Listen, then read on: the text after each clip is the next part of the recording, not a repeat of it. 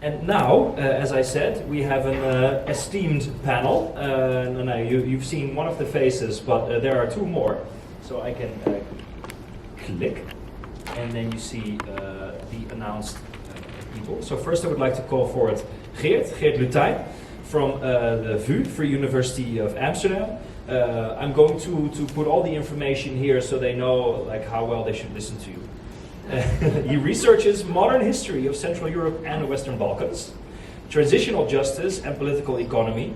So I think Serbia has been in a lot of papers you've either read or written. You're also at UvA because you're you designed a third-year bachelor course on politics of European integration of the Western Balkans. So this particular thing probably is what you dream about. So welcome and thank you very much. I will wait a second to ask you the first question to also bring the other two panelists here. Firstly, Nevenka Tromp. By the way, did we get a round of applause for Geert? Sorry, I didn't ask for Geert. And also for Nevenka, please. Thank you. Also some information about you. I just mentioned UvA, but you're also at UvA. Aside from being a writer, you're also a lecturer at the UvA's Department for European Studies, and already for a long time. You also worked as a researcher in the leadership research team at the Office of the Tribunal's prosecutor at the ICTY, which is part of the reason why people may think twice before wanting to move to The Hague from Serbia. So you can imagine that has been a very interesting time with family and friends who were still in the region. And you wrote a book about that, Prosecuting Slobodan Milosevic, The Unfinished Trial. It was published in 2016, and we recommend that reading. So thank you for being here.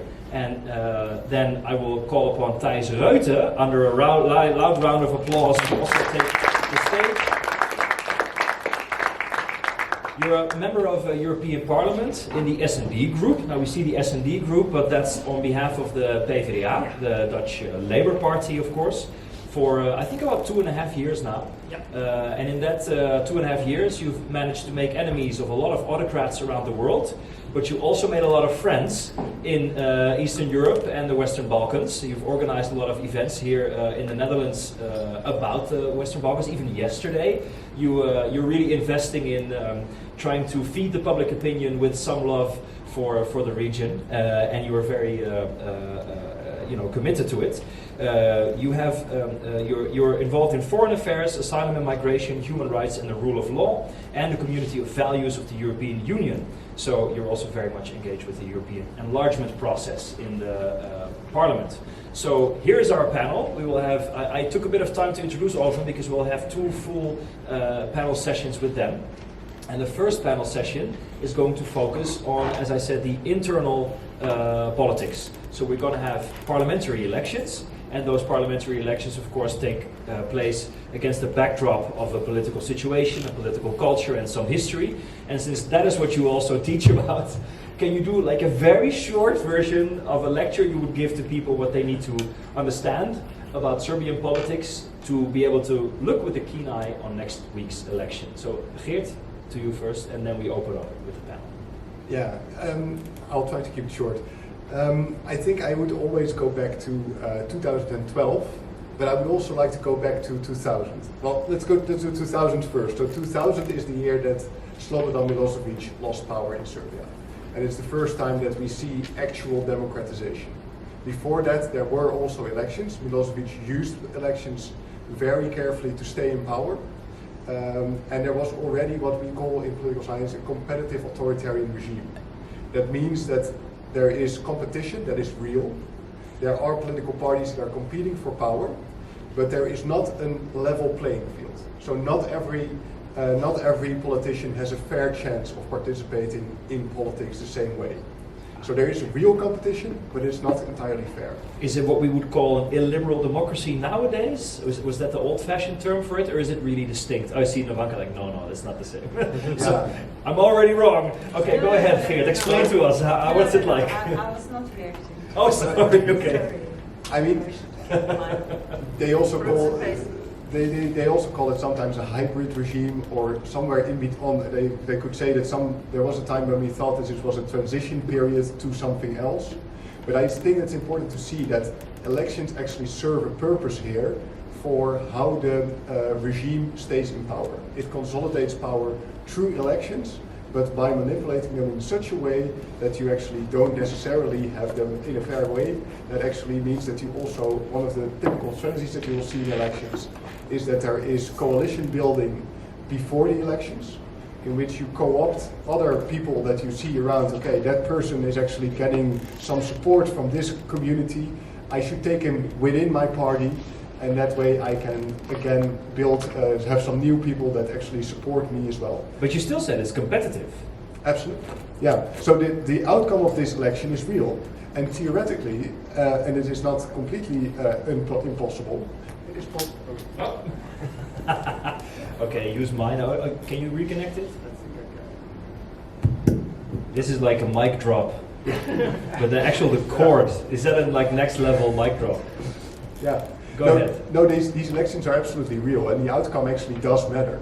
It does mean that some people, politicians, have a better position or a worse position. So, but we'll talk about this more later, because there is actually, I think a lot of things will relate to this. But so after 2000, we had a democratic coalition that won from Milosevic, and the coalition was very broad. So there were a lot of different political parties in there, and some of them didn't actually differ that much from Milosevic in terms of policy, and others were very much democratic, but they were all united against Milosevic. And therefore they won the elections. But after that, there was of course coalition building, and there needed to be a government, and that took a time to actually get to some kind of organization that could form an actually democratic government. That basically fell apart in, I would say 2012 is the moment that it really fell apart. That government was, all governments until 2012 were at least had some versions of this democratic party that was also called Demokratska Stranka, Democratic Party in there. And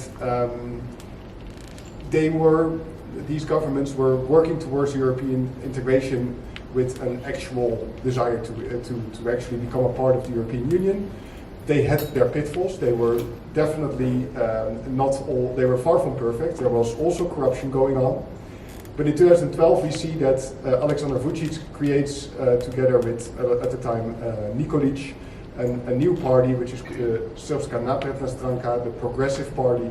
And this party unites two things. It unites conservatism towards a lot of things in society, so a kind of a nationalist perspective, together with the promise of we will not throw away this European integration perspective. And this has been the winning strategy for Aleksandar Vučić ever since 2012.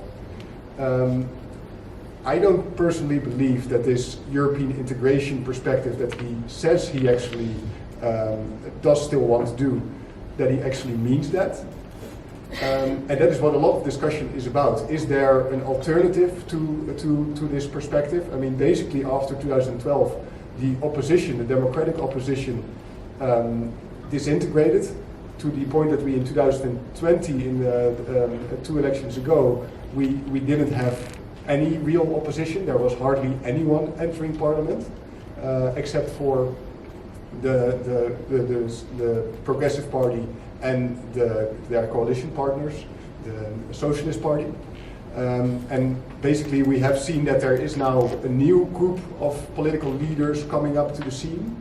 And it's very interesting to see if what's going to happen is actually a change in the outcome that we've seen so far. So it could be that that this election will bring the worst showing of the Progressive Party so far, and that would be really a big change for Serbia. Yeah. So before we move on, so you're mentioning now there's a new development. There's a united opposition. We just heard from Mr. Vučić as well. They're using Serbia against violence, united against violence, as their umbrella because of the shootings and gun laws, and so there were massive protests. What is new about this protest, and how likely do you think this coalition will stick together and be effective? I think the biggest difference is that Alexander Vučić has been in power for 11 years. And I think that there is a general sentiment he is not very popular. I mean, he's not capable of getting as many people into the streets of Belgrade to protest as he used to be.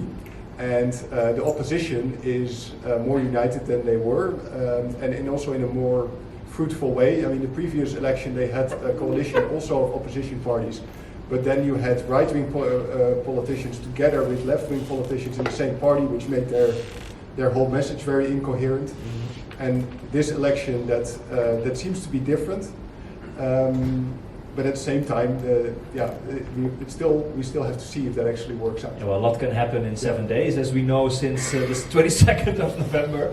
But thank you very much for opening up, Geert, and maybe you can pass the microphone to Nevenka Tromp.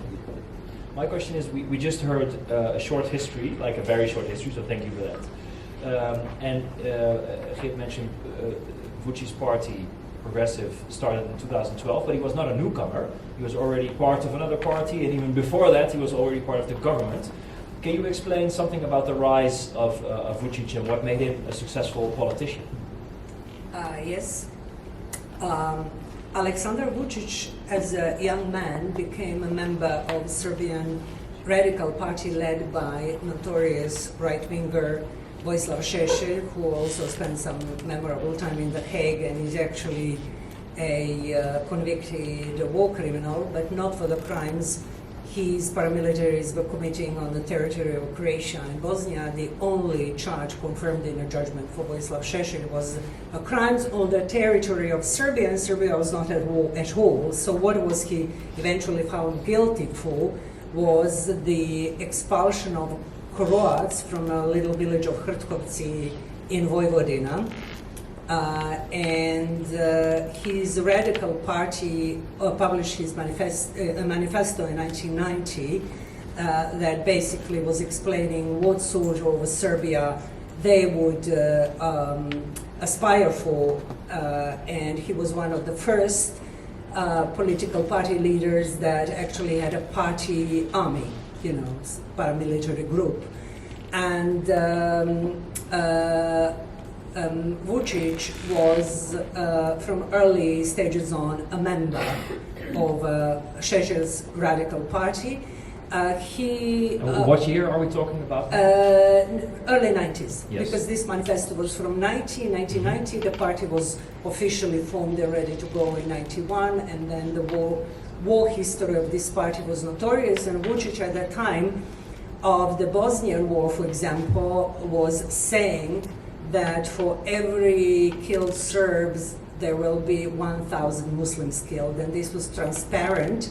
This was displayed in 2015 when he came for the first time as official now, as a head of Serbia, to participate in commemoration on 11th of July, and Vučić was walking in this column of people at the memorial. This is the Srebrenica. Yeah, the Srebrenica memorial. And yeah, he went there as a leader of Serbia to the memorial. Exactly, and the people who still remembered him from this time put this huge sign in the background where what is happening. Interestingly enough, there was never any accounting for that part of his career, and later in 1990, during the Kosovo intervention, NATO intervention in Kosovo, he was 1999. 99, yeah, yes. 1999. He was in that government. He was the Minister of Information and played a very important role, obviously, in the government that was still led by. Milosevic party. Milosevic at that time was president of Yugoslavia. Yeah, so he was definitely not a newcomer in politics, no. But what can explain his rise to power? Because I can imagine in Serbia there is definitely some trauma with regards to what they see as a severe overreaction of the NATO towards Serbian nationals. The intervention from NATO went too far, didn't even respect all international military law. So there's a lot of talk around that trauma. And can that explain like a nationalist agenda being carried by Vučić and his party to get him to power? Oh yeah, I think partially, certainly, but you have to understand that in 2008, when SNS was formed by two former radicals, Tomislav Nikolić, who was a mentor of Vučić because he was older and more experienced, and Vučić in 2008, it was also the time that Šešelj and his Hague escapade and experience was actually weakening Radical Party, and they did not want to be associated with the Šešelj's legacy so much and the future, which was sort of under question mark, because you have the leader around whom the whole party has been formed, and now you have all these ambitious other people, and in 2008 they basically said that they were motivated to form new party because of two things: to smoothen up radicalism and nationalism of Šešelj's party, and to tackle the corruption of the then leading government of Democratic Party and Boris Tadić, which was sort of argument to be put in many of the political parties on the whole spectrum of the states, because the easiest way to attack each other is to address corruption, because corruption is almost like some sort of epidemic there. And not even epidemic, talking about political cultures, I always think that we in the West internalize our political culture. We are not even aware that some customs that we developed are acquired. They are not God-given and God-sent. So we acquire some sort of things, but experiencing it and analyzing other countries in Eastern Europe, we then have to ask ourselves, what is actually political culture? Well, political culture in former communist countries, including Serbia, is that there is actually the political leadership is the most important and powerful political institution. Even if you have controlling institutions like parliaments, which are classically there to do that, they won't do their job. Why? Because there is now something that we call very steadily corruption, but in these sort of countries, corruption is called many different names. It is, in Serbia, kunstvo, you are godfather to someone, and he is godfather to someone, and it's also fully accepted. Yeah, in a Dutch it's beautifully said, ons kent ons. Yeah, we have that too. But it was from Herr Bommel, so it was not, Martin Tonder invented it, but it was not a politician thing. But so corruption is, using corruption as a reason to take up the politics actually means you envy those who have so much power to be corrupt, and once you acquire power, you try to be even more corrupt because it's a question of some sort of prestige. I know a president, who is now former president, who told me, actually, I'm very good to my people. Everywhere I come, this granny comes to me and says, my grandson just got a law degree and he is jobless. And I look at this granny and I said, okay, granny, let him come to my office. And this former president thought that he was a big shot because he was so nice to her. But you don't do such things, even if your motives are not motivated by gain, financial gain or something like that. But this is what political culture there is, and I'm not projecting it, but anyways. And another level of political culture actually is, what is the relationship between those who are in power and the public, and what sort of media, NGOs play in this mitigation or sort of helping these, communication being more society-based than power-based. So these are many things, and you see that in Serbia, whoever came in power, whatever they say that motivated them to get in the power struggle, they end up actually following this clientist way that state and the power actually gets. So if the outcome of the election is that there's a change of government, then it may very well be that the political culture continues and we run into the same trouble that the last government has. I will tell you, in '93, Vuk Drašković, the leader of SPO, Serbian movement of renewal or something, after he was beaten up in some sort of Milosevic's harsh treatment of opposition.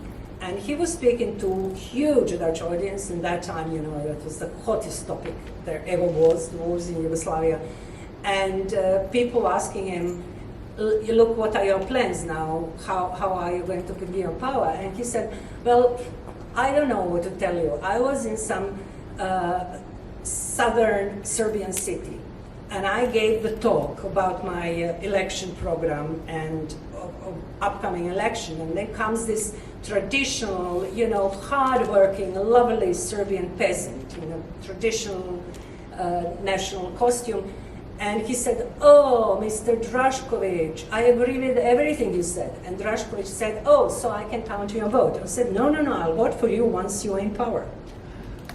So that this is simply respect and looking up to anything that has some sort of, power. There is still some political culture to be developed in that sense. But thank you for providing that perspective. I would like to also ask Thijs, of course, as an observer of these politics, and one of the points that were mentioned also before, and it's kind of a tightrope that Serbia always walks with pro-European people and at least a facade of European integration on the agenda, and on the other side also having a regional role and having relatively warm ties with Russia.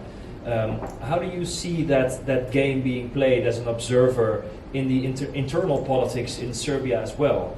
Is that something that you can comment on? So because I've heard you at some point say that Mr. Vučić would come to Brussels or come to a European session and say one thing, but then to his own population he would have to turn around and say something different. So there's a political game being played that I'm curious how you observe that. Thank you for that question. First of all, I'm indeed a politician, so I listen also with great interest, and I learn a lot from these excellent scholars. So it's very interesting to hear that and to recapitulate a little bit on the history. Yes, I said that by now on many occasions, because we see a totally different Vučić that is in Brussels and says, yes, we are firmly on our European path. And then the moment he returns to Belgrade, he spreads his narrative again, where he actually, like many autocrats, also autocrats already inside the European Union, depicts Brussels in a way as also a threat, a part of something you don't want to be part of, which prompts the question, do you actually really want it? And I think we are now at a point, and I think I would also be happy if that moment will come, that we have to be very clear and say, look, then do it. Then choose where you want to be part of. I mean, let me be very clear, the best thing that can happen to the region, to the Western Balkans, and I think also to the European Union, is that a democratic, under the rule of law, a country that has really done its reforms, is Serbia in the European Union. That would be best for the region, it would be best for the European Union. But if we cannot get there by the strategy that we have been applying in the past decade, a little over a decade, which I believe is dysfunctional, because that's the strategy of appeasing an autocrat, then we need to adopt another strategy. Yeah. And because you said in your question to me, relatively warm relations with Russia, well, I would skip the relatively. It's really worrying. It's really worrying that Serbia flat out refuses to not even to the minimum align to the sanctions we have imposed on Russia. Actually, many Serbian officials still travel to Russia. have warm relations with Russia. It's really, really worrying, and I think that that needs to be needs to change, and it needs to change very soon. But is it also part of what you need to do in Serbian politics to stay in power? Because even when we look at, and I'll open up the next topic, there's two more, and then we go to you about Kosovo. The united opposition went there and said we would not go as far as Vučić as to entrust our Serbian communities to the Kosovan government. So they seem to also have quite a nationalist take on that relation. So I'm wondering, is it necessary to have that nationalist narrative to convince voters to vote for you in the first place? Well, it's very complicated, and there has been said something also about using elections as a means to stay in power, but also to keep control. The same goes for the media. I don't criticize many Serbians who only see one message every day. In between their most favorite programs, there's always the same message. Every newspaper you see is delivering the same messages every day. Propaganda. That's not an open media landscape. In that context, it becomes very vulnerable, also for opposition parties, to adopt a different position, to actually open the door maybe to some kind of normalization, as we call the process between Pristina and Belgrade. So yes, the answer is yes. In current day Serbian politics, where now we have a battle for the upcoming elections, I think there's one or two politicians. One visited Pristina, I think, a couple of days ago. One Serbian candidate, but I think many will say no, it's suicide if I say that I want to normalize these relations. And that's something that many of my Serbian interlocutors don't like to hear. But it has to happen. This has to happen. In order to make this color we need part we of need the normalization Yeah. of the relationship, and we need to come into a process where it actually becomes accepted that Kosovo is a country and it will stay a country. Yeah, and so we will talk more about that in the next panel as well when you talk about the regional implications. But now that it's on the table, what do you think? Well, either of you can pick that one up. Is the role of Kosovo and the recent developments there as well? There's been violence. There has been the Serbian communities try to oust the mayor. So there's a lot always happening right in front of an election moment. So what will be the role of Kosovo in the coming elections? Either of you can, unless you also want, you already kicked it off a little bit. So Nevenka, would you like to get into that? There are 2 points that I would like to react. First one is position of Russia. There is something in international relations called politics of equidistance. For some countries, there is no need to choose. So they are keeping the same distance in good and bad ways towards all, and don't forget China, because Vučić is very, very big on China as well. And if you look at the program, I'm such a Streber, so I made for each 70 lists the major topics that they are repeated. And one is one basic topic is position on membership of EU and NATO. You will be surprised. NATO? Yeah. There is one party that is and for NATO membership, but let me read other topics. On Kosovo, on Russia, and social issues and, different very specific things that they want to have. So if you look on the position of EU and NATO, Kosovo and Russia, so you see what Vučić said about sanctions on Russia. He says, of course we are not going to impose sanctions on Russia because, sanctions do not work. So why should we agree to something that doesn't work? This is his message to Serbian audience. Then on Kosovo, you have to understand that no Vučić, no any other politician who might end up having power would ever agree on any definitive agreement with Kosovo, including normalization, because they use normalization in a in a power struggle between themselves, and they say normalization means that you actually agree with independence and you actually agree with breaching the sovereignty of our country. So none of them would ever want to end Serbia. And it's not just history of the Netherlands where we have to learn about canons. That's much bigger. It's a heavenly history.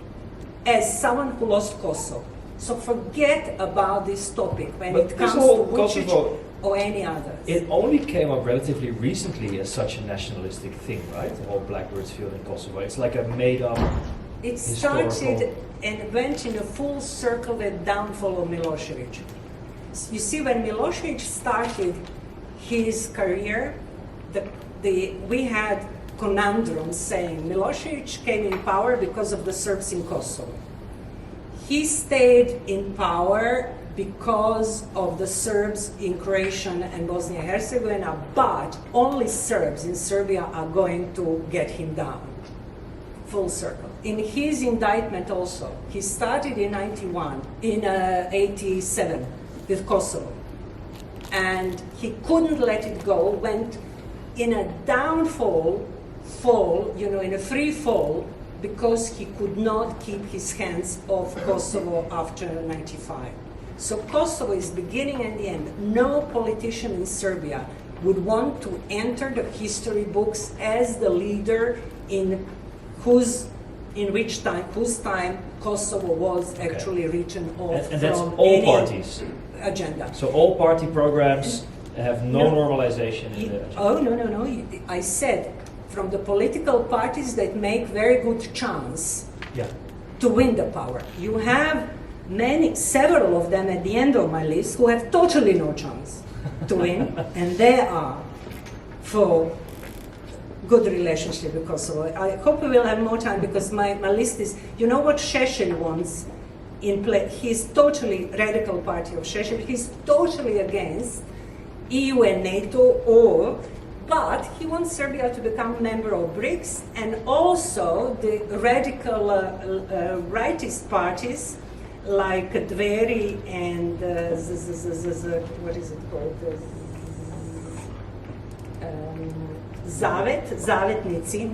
Zavetnici. They also want Serbia to be member of, to join BRICS. They don't explain how is it possible, what are these entails, but it's some exotic, wonderful thing, and it is not EU and NATO. So much from me for now, because my list is too exciting. Thank you for so much homework being put in here. Now, Geert, you are also teaching a just transition. So we're doing a transition into the next subject. But you would like to comment on Kosovo, but maybe could you also comment a bit on the media? The point about the media, that we should also look at ourselves, has been duly noted and taken. But of course, it's also important to understand the political dynamics in Serbia as they go on right now. So could you enlighten us a bit about how we should see that? So, there is hardly any free media left in Serbia. There is still Danas, the newspaper that actually does provide information for voters on the opposition, but it's difficult to get good information. Many of the newspapers, practically all newspapers, are very one-sided, and especially on pushing the Kosovo topic, because that is what has happened recently. Actually, the Kosovo topic is pretty high on the agenda and big in the tabloids. But I think that, we have to also, as Europe, realize a little bit of what we've been doing here. We have pushed this Kosovo topic also to the top of the agenda the past year. The European Union has been focusing all their efforts when it comes to European integration on this Kosovo issue. At least from the vision that the voters get from this process. And part of that is clouded by the media, but partly it's also just the reality that the EU always says that there's no EU integration without solving the Kosovo issue. Whereas I think that for Serbia, and what is for most people much more important, this Kosovo issue is going to be very hard to solve. And it will probably take a very long time to do so. So is it smart as Europe to actually focus on this issue and say, well, to some extent, like Thijs also does, like, is it smart to actually say we have to solve this and we have to accept that this is a reality? I understand that this to some extent the reality, but I think that it's much more important for people in Serbia currently to do something about, well, the biggest problem currently is that the people are living in poverty because of the inflation that's going on. And that is something that is, I think, that we should make much more as a bigger issue. I think the opposition would like this as well, although again, it's something difficult to change because again, what is Vučić doing to make sure that this inflation thing doesn't become big? He does handouts. So before this election, there is money handouts being given to youth, for example, to pensioners. Basically, it's a way of saying, I give you some money, you vote for me. Vote buying. It's vote buying and this is what is making this topic very hard for the opposition to actually do anything about. But it is one of the biggest issues that you currently have in Serbia. If you're currently a Serbian citizen, you have seen your income decline radically just because of inflation. Yeah, and giving out more money doesn't make inflation much less, but it kind of makes sense now that the farmer said, I will vote for you once you're in power, because apparently you can hand out to me. Thank you very much. I would love to, there's a lot more on the card and you probably saw that, but there's also 30 people here who may want to ask some questions. If you do, I think the most practical thing, because we also have the camera on, if you could come close enough to this microphone to actually speak in it, that everybody can hear clearly. So is there somebody who would like to ask a question? So remember, the first panel was really mostly about the internal politics, and we'll talk much more about the EU and the consequences in the region in the second panel. Did I see a hand going up? Yeah. Do you think you can walk around? There we go. So could you say your name and who you're asking the question to? Bart, I don't know who I guess the question to, but you have all talked about the state of democracy, that it's a bit iffy, about corruption, about like the media. I didn't have heard anything about separation of powers. How is it dealt with by Serbia?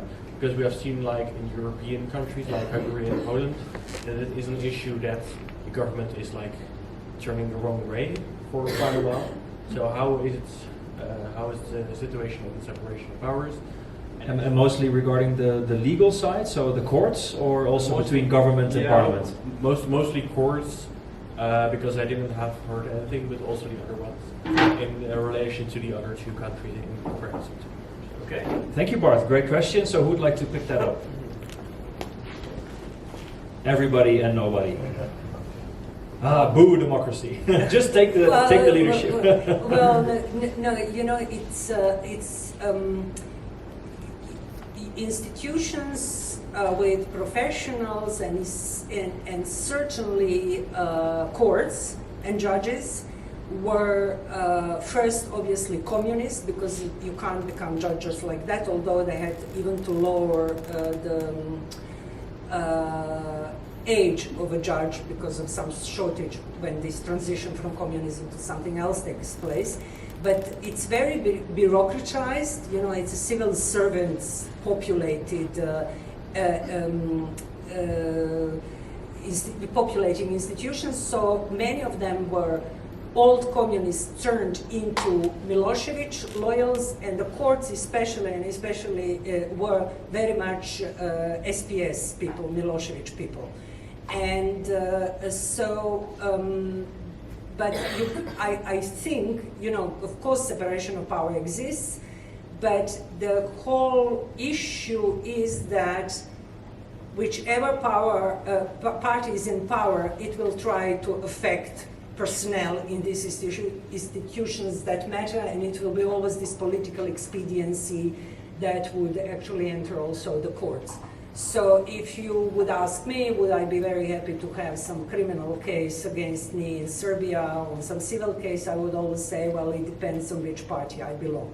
So I think it's enough to say how arbitrary actually legal system is. And could you say something about the trend? Because we've had a government for 11 years now. Is there a trend upwards or downwards with regards to taking care of the separation of powers? Is there like less corruption in the courts or more in the last well, period? I wouldn't know directly whether you can call it corruption in the courts, but I think the word that comes to me without being unfair is inefficiency. You have huge backlogs at every legal institution. The waiting hours, the waiting time to expediency of justice is very, very long, and so on, etc. So that's for sure a big and important issue. Yeah. Anything else on the separation of powers? I think Geert, and you also wanted to mention something, Thijs, or yeah, go ahead. But maybe even the separation of powers is also the between Parliament and between the executive, right? Mm-hmm. And I think that is one of the things. The Parliament has been completely dysfunctional in Serbia. I mean, the way that the Parliament is organized is that the ruling party has an iron grip on what happens in there, and as a place of debate that is basically not functioning. And the opposition is now saying they want to change that. We have to remain, we have to see if that actually is going to be a difference there. Also, you need numbers for that. I mean, I think that the biggest thing that would be a good outcome of this election is there is no party that can actually control everything that happens in the parliament. I think that would be a big advantage, and I think it's something that I'm very curious if you have any experience with that, because I think that's something where the EU can play a role in being active in cooperating with political parties to actually facilitate this debate. Mm-hmm. We have cooperation with the Parliament. There is, as with all the countries, the accession countries, there is a joint parliamentary committee. Well, I must say that sometimes I also do have interesting conversations with some members of Parliament. Also, many members of Parliament, even from the ruling party, behave differently when they are visiting us in Brussels or when we have conversations with them. But on the question about the level of autocratization, as I would call it, I think autocratization, we tend to look for patterns, and that is a good thing, because there are early warning signals, there are things that always happen, that is the media, the control over the media that happened in Hungary, that happened in Poland, and it also is the main driver, I think, for the maintaining power in Serbia. But there are certainly also differences. Also between Poland and Hungary there were differences. In Hungary the emphasis was much more on the media and on the control of parliament. And in Poland they immediately went after the judiciary. And that in Serbia was to a lesser extent. There it was more the media and the control of parliament. That is a comparison which very much is the same as with Hungary, because in Hungary also parliamentary debate is non-existent anymore. But if the level of autocratization also is reflected in certain other things, in the way, for example, you deal with fundamental rights.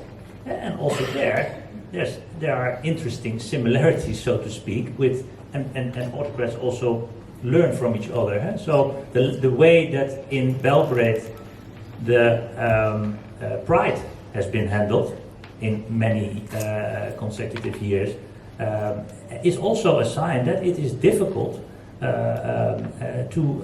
to exercise your rights as an individual from the LGBT community, and that is of course a similarity with Hungary, but also with Georgia, for example. So. Mm-hmm.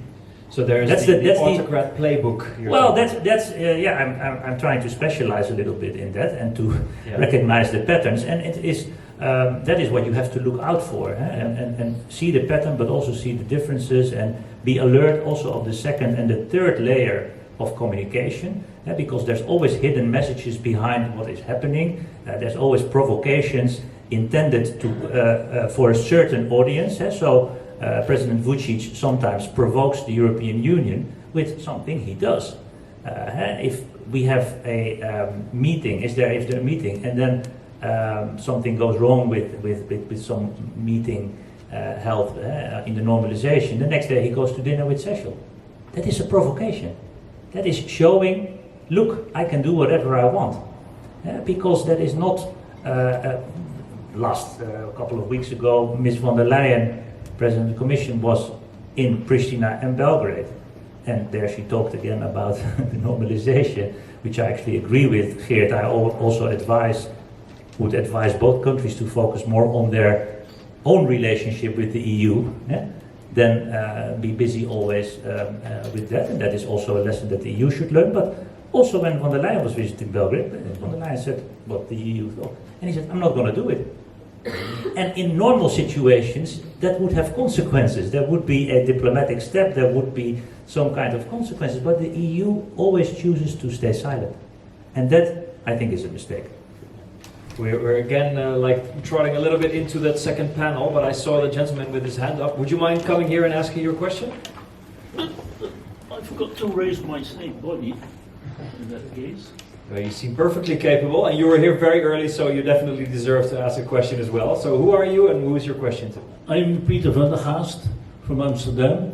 I've a long period of my life, I've also tried to reform countries like Serbia. I've been there several times. And I think we indeed need a new strategy. It's absolutely, I agree with Nevenka, it's absolutely no point talking about Russia, LGBTQ plus rights, and Kosovo. That will bring us nowhere. What we have to insert in Serbia is strong judiciary and a strong prosecution function. Also, the Dutch politicians have a certain inclination to be corrupt, but they are prosecuted, and there is nobody who can prevent the judicial institutions in the Netherlands from prosecuting politicians who have been caught, because courts and the public prosecutioner will give orders to the police, and you cannot be safe, you will end up in prison. You're saying on behalf of the EU we need to press for judicial reforms? Yes, and we have to insert it and maybe bribe ourselves, the public prosecutioners, that they are loyal to the rule of law and not to the politicians. It needs a strong structure, but if we could insert that in Serbia, eventually there would be normal relations, normal economic developments. It would be worthwhile investing in Serbia because you can get your rights. Yeah. And Thanks. The strategy should focus at that and not at Russians. Okay, I think your question is clear. So investing in judicial reform, rule of law, traditional EU and Copenhagen package. What's your response? Should we do that much more? I think we're already opening a little bit the second panel, so I will show a video after your response here before we lose on that. But what's your response to that strategy of investing in a judiciary? Well, the problem is that you cannot insert it. No, I thought that word was quite strong, but who knows? Maybe. Yes, we can. Well, There is an Obama attitude towards insertion of rule of law. No, I think that what the European Union does is that there is some kind of conditionality, and the conditionality is basically there is a carrot and there is a stick. If you don't do something, there should be consequences. Well, as Thijs has already emphasized, the consequences currently are not being enforced. They could be thought of, but they are not being enforced. And the carrot is very far away, because actually EU membership currently for Serbia, in the current state of the European Union, also with the way that the Netherlands and the way that we vote in these kind of situations, it is not very likely to happen. So that makes it very difficult to make. Yeah, if you're a politician, you make a concession and you say, in 10 years we will get some reward. That's a very long time for the voter to remember that you actually did something good there. Yeah, so you don't feel there's now the leverage to really do that.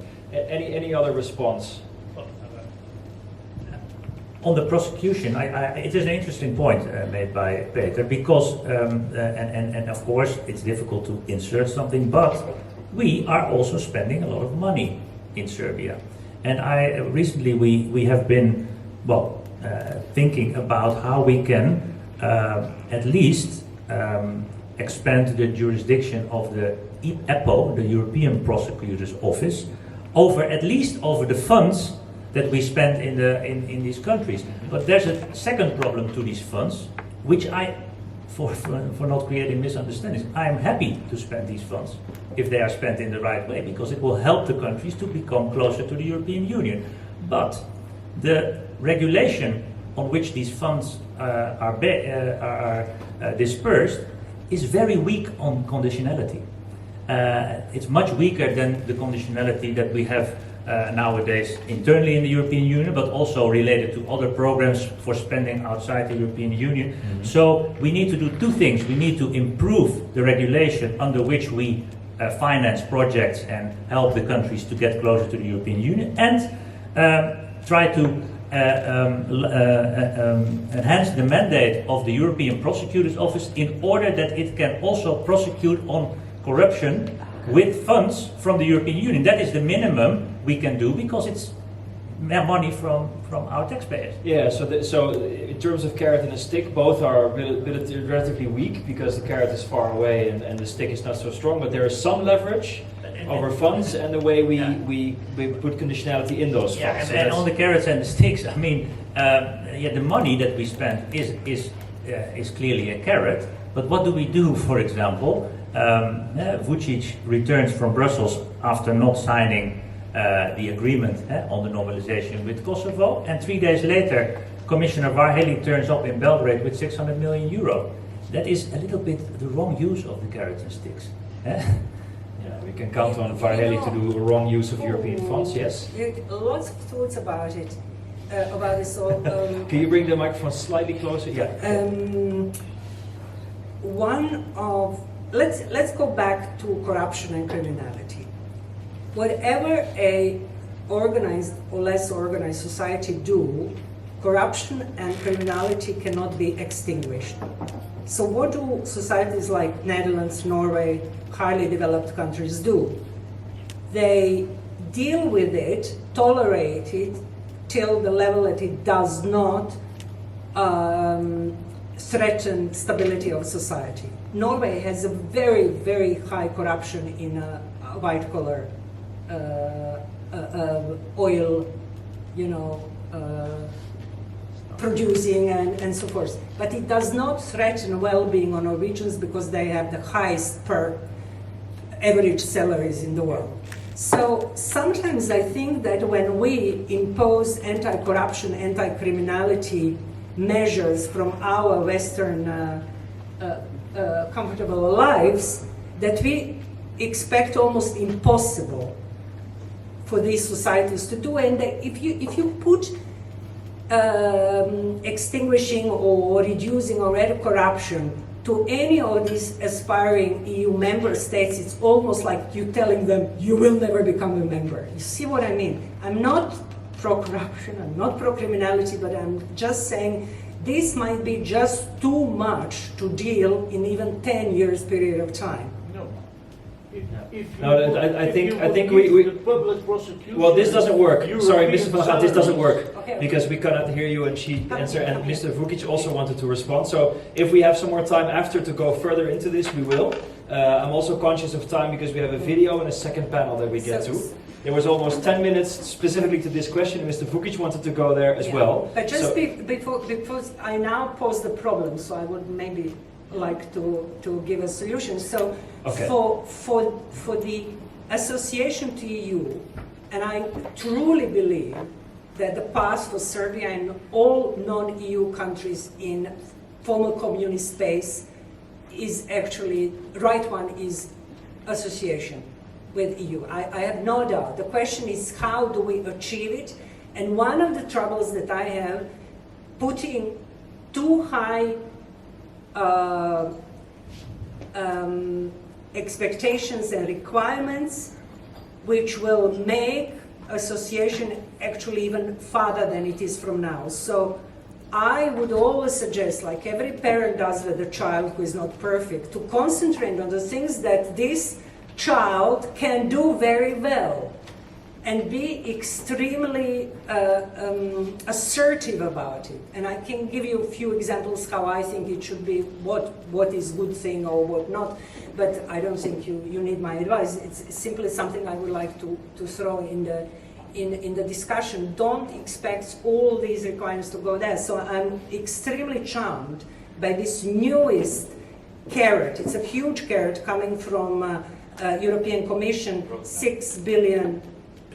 Yeah, absolutely. And I think that is now the space where we can actually entice these countries, not just by bringing cash in like we did for years to Africa for development aid, you know, and it didn't work well, but giving them money as an instrument to achieve something that is essentially good for them, because what is happening in Serbia is happening in a fast-forward way in Bosnia as well. They are actually destroying civil society, not NGOs, but society.